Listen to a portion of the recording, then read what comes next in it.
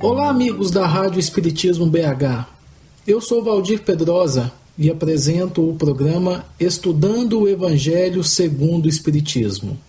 Hoje daremos continuidade ao estudo que temos feito do capítulo 4, Ninguém poderá ver o reino de Deus se não nascer de novo. Falaremos a respeito das evidências históricas e evidências científicas da reencarnação. Primeiramente, as evidências históricas a favor da reencarnação nos colocam diante de uma realidade que é insofismável. Ao contrário do que muitos pensam, não foi a doutrina espírita que inventou a teoria da reencarnação. Muitas pessoas acreditam que reencarnação é invenção de Allan Kardec, é invenção dos espíritas, mas não é verdade. A ideia da reencarnação, com outras designações, como por exemplo palingênese ou transmigração da alma, é muito remota. Nos arriscaríamos até a dizer que essa ideia é tão antiga quanto o próprio surgimento do homem sobre o planeta. Vamos encontrá-la nas civilizações mais antigas do globo. Na Índia, no Egito, na Pérsia, as ideias reencarnacionistas têm prevalecido desde os primórdios da civilização. Para que tenhamos uma ideia, o papiro Anana, que data de 1320 a.C., demonstra a ideia da reencarnação entre os egípcios da seguinte forma, abre aspas, o homem retorna à vida várias vezes, mas não se recorda de suas prévias existências, exceto algumas vezes em um sonho. No fim, todas essas vidas ser-lhe-ão reveladas. Fecha aspas. Parece até que isso foi retirado de O Livro dos Espíritos, de Allan Kardec, não é verdade? O conceito é o mesmo, as palavras são quase que as mesmas também. Temos em Pitágoras, Sócrates, Platão, Buda, Apolônio de Tiana, Heródoto, Plotino, Porfírio, Jâmblico, Paulo de Tarso, Clemente de Alexandria, Orígenes, Agostinho, Jerônimo, Gregório de Nissa, Francisco de Assis e, principalmente em Jesus, grandes defensores do princípio reencarnacionista. Conta-se que quando Pitágoras foi apresentado à couraça que pertencera ao soldado Euforbos, herói da guerra de Troia, ele entrou em transe e disse, abre aspas, eu fui esse homem, fecha aspas. E daí passou a recordar-se de várias existências passadas. Muitas religiões têm se baseado nas vidas sucessivas. Por exemplo, o brahmanismo, o budismo, o druidismo e tantas outras religiões mundo afora. O cristianismo primitivo também não fugiu a essa regra. Como nós vimos nos programas anteriores, existem traços marcantes da doutrina reencarnacionista nos evangelhos. E quanto às evidências científicas, será que existem? Bem, além das evidências históricas e religiosas da reencarnação, discute-se atualmente várias evidências de cunho científico, o que levou, inclusive, o parapsicólogo brasileiro, Dr. Hernani Guimarães Andrade, a afirmar, abre aspas, dentro de mais alguns anos, a palingênese deixará de ser encarada como crença religiosa e passará a ser estudada exclusivamente como mais uma lei da natureza. Fecha aspas. Vejam como isso é atual, meus amigos. Pesquisas acerca da reencarnação são levadas a efeito em todos os continentes. Em vários países existem pesquisadores que buscam não apenas uma evidência, mas uma prova concreta, uma prova científica a favor da reencarnação. Dentre as evidências científicas da reencarnação, vamos destacar duas: a existência dos gênios precoces e a recordação espontânea de vidas passadas. Gênios precoces. Quem são? São crianças prodígios que, desde a mais tenra idade, demonstram possuir conhecimentos de tal ordem a respeito de temas os mais diversos e muitas das vezes extremamente complexos que seria impossível explicá-los sem a certeza de que estas crianças viveram antes desta vida. Alguns exemplos, só para que tenhamos uma noção. Amadeus Mozart tocava piano já aos 3 anos de idade e violino aos 4, sem nunca ter visto um desses instrumentos musicais antes. Pierino Gamba foi maestro com apenas 11 anos de idade. Pascal, o grande matemático francês, já discutia matemática e geometria aos 12 anos de idade. Miguel Ângelo, quando tinha 8 anos, foi dispensado pelo seu professor de escultura porque o seu professor disse que já não tinha mais nada a ensiná-lo. Allan Kardec, quando examinava esta questão, perguntou aos benfeitores espirituais como que poderíamos entender esse fenômeno. Esse questionamento está lá no Livro dos Espíritos, na pergunta de número 219. E os espíritos responderam: lembrança do passado, recordação anterior da alma. E isso, meus irmãos, são apenas assim casos mais famosos, mais conhecidos que nós citamos aqui. No nosso meio, em geral, na sociedade comum, existem N casos de gênios precoces. Portanto, meus amigos, não tem nada de místico, não tem nada de sobrenatural, é apenas recordação, lembrança das existências anteriores, conhecimentos adquiridos que essas crianças começam já a manifestar desde cedo.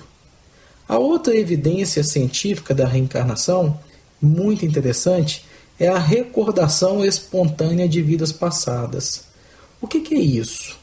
Caracteriza-se pelo fato de pessoas, especialmente crianças, passarem a se recordar espontaneamente de suas vidas anteriores. Inclusive, vários pesquisadores têm se dedicado ao estudo deste fenômeno, tentando aí confrontar as declarações das pessoas com fatos reais que poderiam confirmar as informações. 2 desses pesquisadores se destacaram nos últimos anos. O professor Banerjee, diretor do Instituto Indiano de Parapsicologia da Índia, que chegou a catalogar mais de 1000 casos comprovados de recordação de existências passadas, e o Dr. Ian Stevenson, um notável neurologista americano que escreveu o livro 20 casos que sugerem reencarnação. O trabalho desses 2 cientistas é simplesmente formidável. Vale a pena para o estudioso espírita, para aquele que quer aprofundar os seus conhecimentos acerca da reencarnação, conhecer um pouco mais do trabalho destes 2 cientistas notáveis. Gostaríamos de citar aqui alguns livros que tratam do tema reencarnação e não são livros espíritas, mas são livros de excelente qualidade. Vamos deixar aqui o registro para quem quiser depois aprofundar os seus conhecimentos. Há um livro chamado Almas Antigas, de Tom Schroeder, editor do jornal Washington Post, um dos mais conceituados e mais importantes jornais dos Estados Unidos. Neste livro estão registrados casos de reencarnação estudados pelo Dr. Ian Stevenson em Beirute, na Índia e nos Estados Unidos. O autor, Tom Schroeder, foi destacado pelo jornal para acompanhar o cientista no seu trabalho. Indicamos também o livro Minha Vida na Outra Vida, que conta a história verídica de uma mulher chamada Jane Cockell, que vive atualmente no interior dos Estados Unidos e que se lembrou espontaneamente de uma existência anterior, onde ela era irlandesa e havia desencarnado na década de 30. E tão excelente quanto os anteriores, sugerimos também a leitura do livro A Volta, a incrível e real história da reencarnação de James Houston Jr.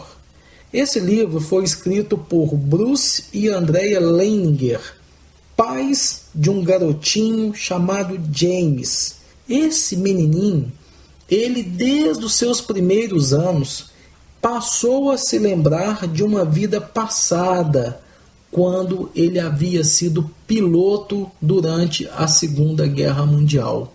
O livro é fantástico e muito interessante porque os pais, principalmente o pai, não acreditava na reencarnação. E foi ele que verificou todas as informações prestadas pelo filho, foi ele que correu atrás das fontes e chegou à conclusão de que a reencarnação é verdadeiramente um fato, uma lei natural. Então, meus amigos, além dessas duas evidências científicas, podemos citar mais uma, que é a regressão de memória a vidas anteriores.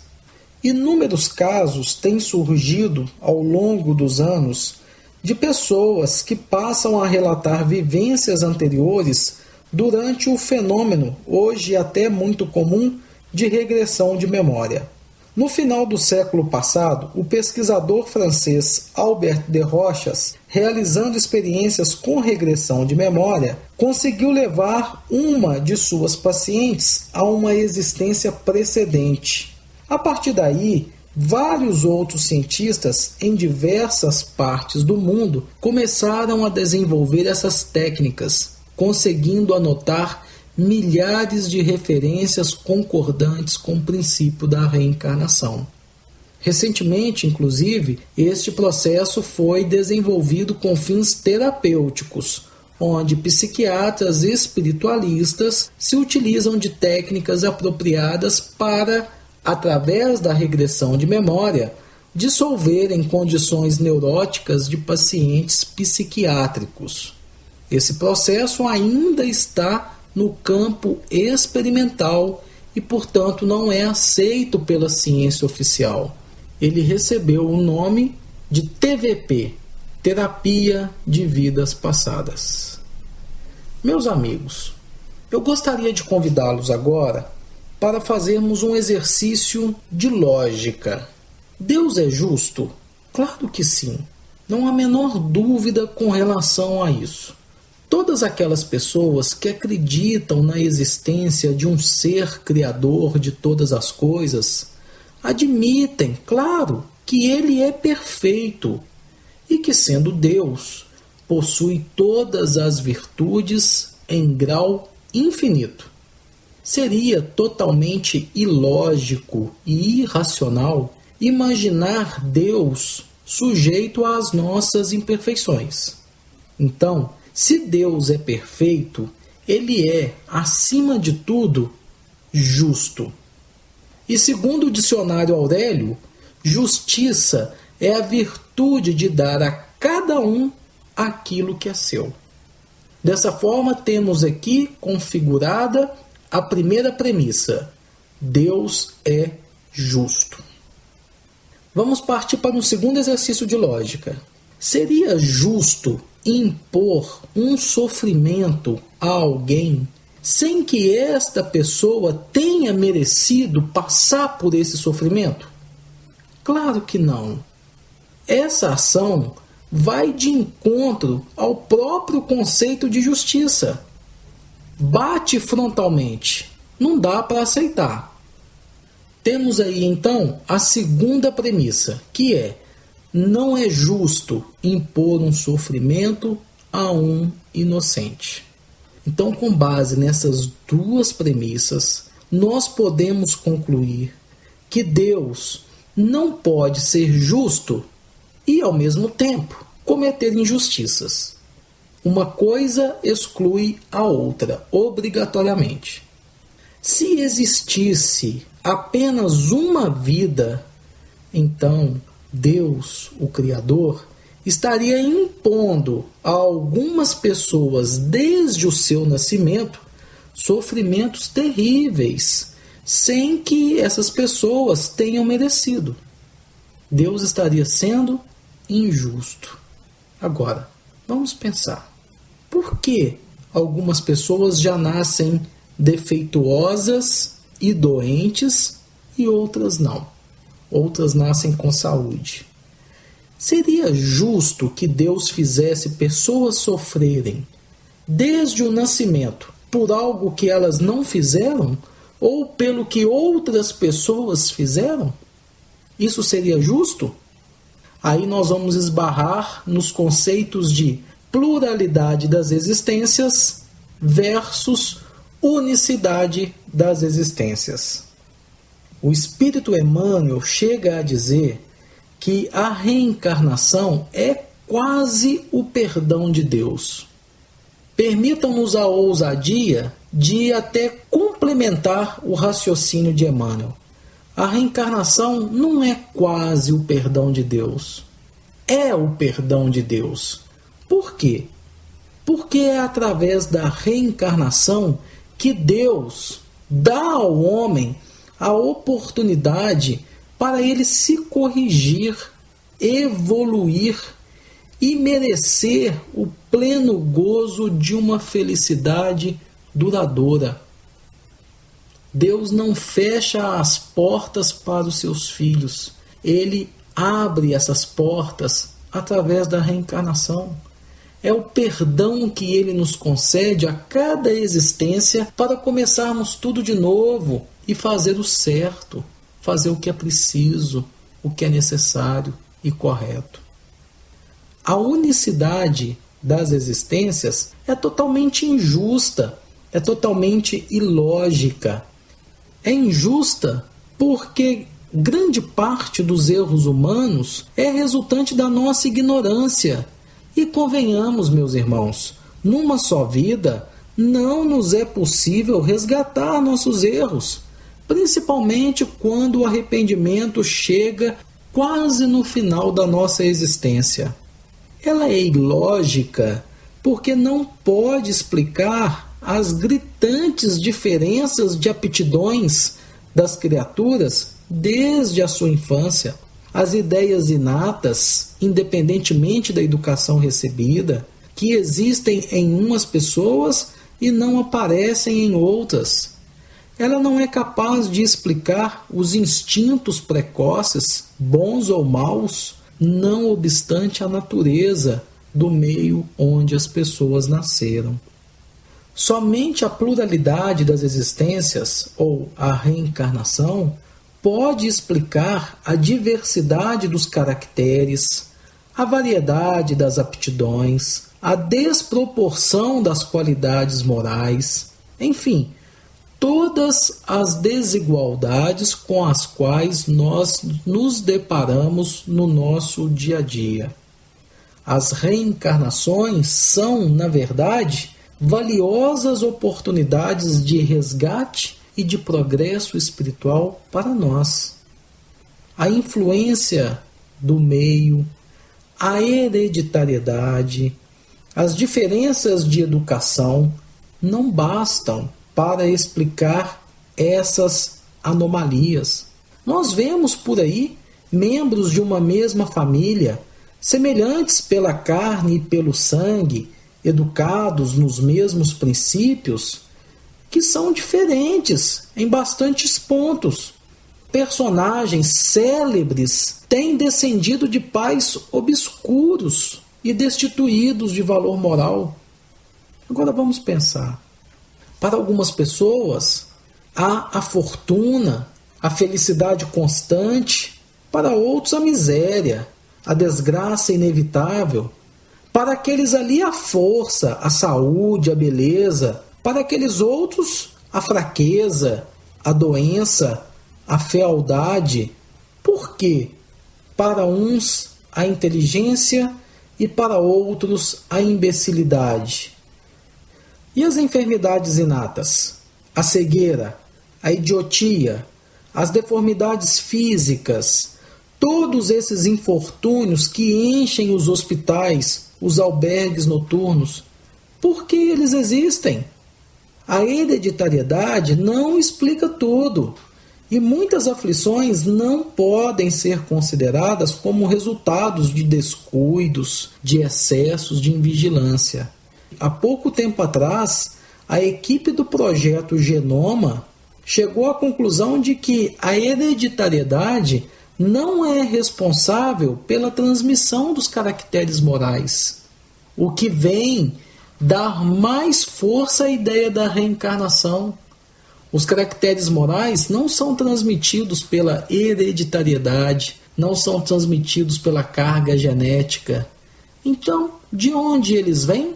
São frutos do que fizemos, do que colhemos, do que conquistamos em nossas vidas passadas. E quanto às crianças, meus irmãos, mortas antes mesmo de nascer, e aquelas outras que são condenadas a sofrer desde o berço? Se não há reencarnação, se não há uma vida anterior, onde está a justiça de Deus? Mas, meus irmãos, e como explicar o caso daquelas pessoas que nós bem conhecemos, que convivemos com elas durante anos e anos, sabemos que são pessoas que foram boas durante toda a sua vida e de repente são surpreendidas com doenças terríveis ou mesmo são vítimas de acidentes gravíssimos, enquanto existem outras que passam por toda a vida sem conhecer esses infortúnios? Poderíamos simplesmente alegar que é sorte de uns e azar dos outros? Mas cadê a justiça de Deus? Como conciliar tudo isso que nós observamos no nosso dia a dia com a certeza da existência de um Pai, de um Criador, que é todo justiça, amor, misericórdia e bondade? Não dá para conciliar. Se nós fôssemos criados por Deus no momento do nascimento e não existissem vidas anteriores, qual seria o critério que Deus usaria para escolher quem seria saudável e perfeito e quem seria deficiente, cego e etc? A única explicação seria sorte ou azar? Não haveria uma explicação mais coerente para isso? Será que tudo aí fica sempre envolto em mistério? Vamos imaginar um pai que tenha 2 filhos. A um desses filhos, o pai dá carinho, dá educação, roupas, alimentação, tudo que um pai tem que dar ao seu filho. Ao outro, ele não dá carinho, não dá educação, não dá nada disso. Pelo contrário até, trata esse outro filho de forma agressiva, impõe a ele todo tipo de sofrimento desde os primeiros anos da infância. Tudo isso sem nenhum motivo aparente que justificasse esse tratamento tão diferenciado. Isso seria justo? Claro que não. Agora, se não é justo para um pai que é imperfeito, que está aí caminhando na sua evolução, imaginem quando nós levamos esse conceito ou essa comparação em relação a Deus, que é infinitamente sábio, justo e misericordioso. Será que ele agiria assim? Se nós, que somos imperfeitos, não tratamos os nossos filhos com injustiça, imagina Deus em relação a nós? Mas existem aqueles outros companheiros que dizem que nós sofremos devido ao que os nossos pais ou antepassados fizeram, ou até mesmo por causa do pecado original cometido por Adão. Aí a gente se pergunta, teria algum sentido alguém pagar pelo que outra pessoa fez? Gente, imagine uma pessoa sendo presa porque o seu pai cometeu um crime e a polícia não conseguiu prendê-lo. Como a polícia não conseguiu prender o pai, que é o criminoso, a polícia vai lá e prende o filho, que não tem nada a ver com o assunto. Isso é justo? Claro que não. Então, tudo isso que nós comentamos aqui no nosso programa são situações com as quais nós nos deparamos no nosso dia a dia, na nossa família, no nosso ambiente de trabalho, por todos os lugares onde nós andamos. Como conciliar essas situações com a justiça divina sem o conceito da reencarnação?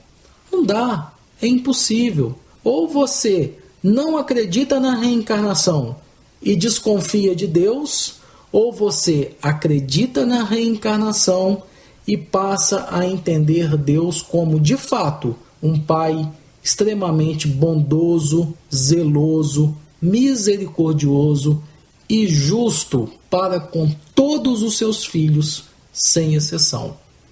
Meus amigos, ouvintes da Rádio Espiritismo BH, o nosso próximo programa será o último a tratar deste assunto, do capítulo 4 do Evangelho segundo o Espiritismo.